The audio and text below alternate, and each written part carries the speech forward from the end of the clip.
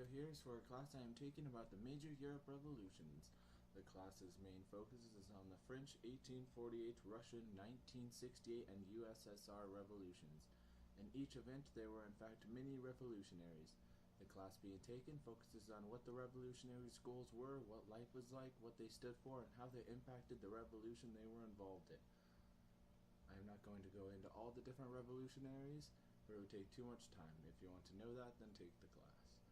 Revolutionaries are often more heroes than those who are supposed to be heroes, yet some people just believe riots, protests, people against government officials are just always in the wrong.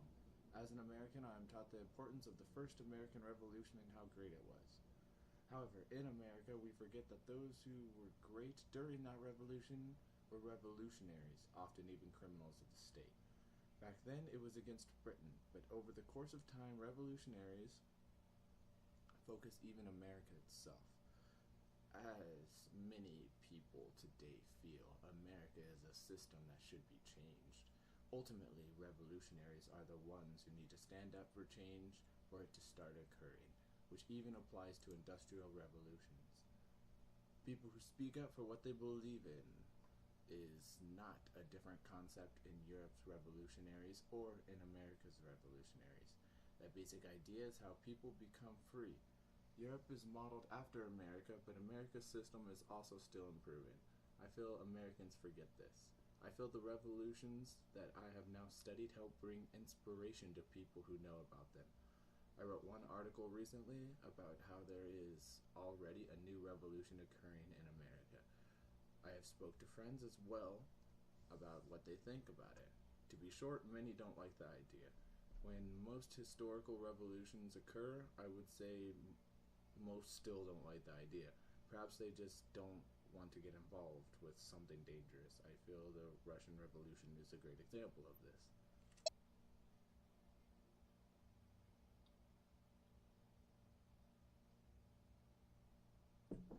Russia's government was composed of royalty, an elite and rich class of people. Only royalty could make large decisions for everyone that lived in Russia. What they said was law, and if you changed them, you would die. The year I'm speaking of, as history is concerned, is still recent. Only 99 years have gone by since the fall of Russia's royalty. The royal bloodline still exists today. However, since 1917, they did not control or dictate all of Russia. This upper class, who were the government, called themselves Tsar. America's Revolutionary War was against British royalty, a similar situation right from the start. The American colonies asked Great Britain to work with the American colonies as equals. In Russia, 1906, their king tried to make a half-assed constitution for the people that just didn't work. Perhaps this idea would have worked for the Americans in 1775 if they were given the choice. The Tsar's Russian constitution revised laws and tried to split up some power while keeping the veto power only for the Tsar only. The people living in Russia didn't like this. They didn't like the separation of social rank and class. The Americans during their first revolution didn't either. The middle, lower class people tried to do something about it, but their voice was not heard. Good. In fact, the people were literally silenced for the blasphemy of speaking against the king. The punishment of the city's own citizens were nearly endless thanks to the group in charge. Naturally, the Tsar didn't only hurt their own citizens, but people from other locations as well. For example, the war with Japan issued by the Tsar. The Russo-Japanese War lasted from February 1904 to September 1905 until Japan won. Russia's people did not have a say in these actions, but the people were trying to be heard. This revolutionary mutiny against the king continues while malfunctioning Russian government starts to get involved with World War I, starting with the idea to defend Serbia against Hungary, which got Russia in trouble with Germany.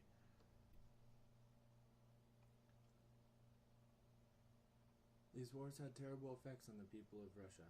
These revolutionaries gathered their own army to fight the Royal Russian Army in Russia. These revolutionaries were the Red Army, also known as the Bolsheviks and the Soviets, when the White Army was the Russian Royal Army. Ultimately, the people of Russia were very separated, the loyalists versus the patriots. Americans stood up for when their friends and family were suffering, but like them, the Russians were also being executed for petty crimes at best. Would you stand up for your own country if it's literally throwing people into chaos? A situation where the people have little to no choice in the matters at hand. Well, many people joined the Bolsheviks to put a stop to the chaos. The Russian Revolution ended up getting split into two parts. One took place in February and the other in October. The February Revolution is told by the actual textbook, and I want to show it off here. So, the Russian Revolution of 1900 through 1927. It's class taken. Textbook reference here, and in it,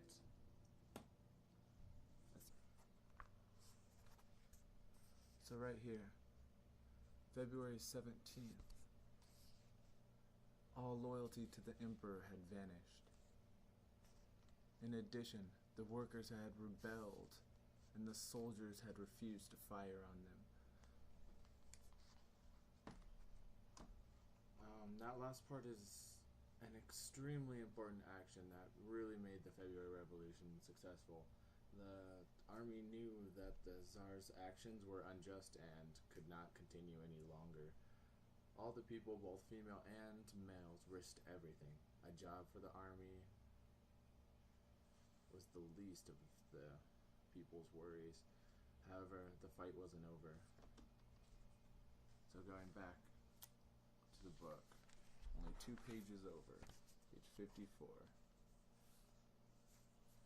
right here.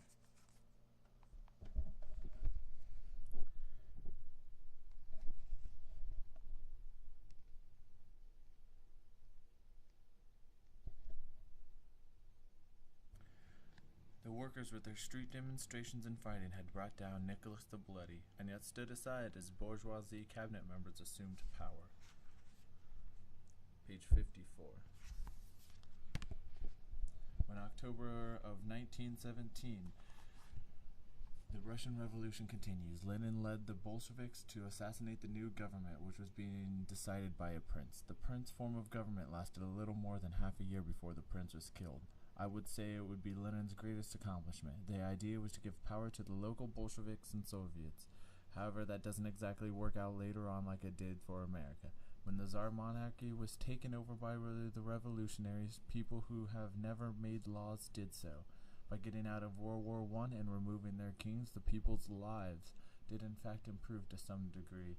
People get at their own land, technology increased drastically, and school systems improved. This is proof that people did more good than the original government did before the revolution. The leaders wanted to find the best course of action for them and the people. But when certain leaders didn't work out with other members of the assemblies, the Constitution and everything else started falling apart.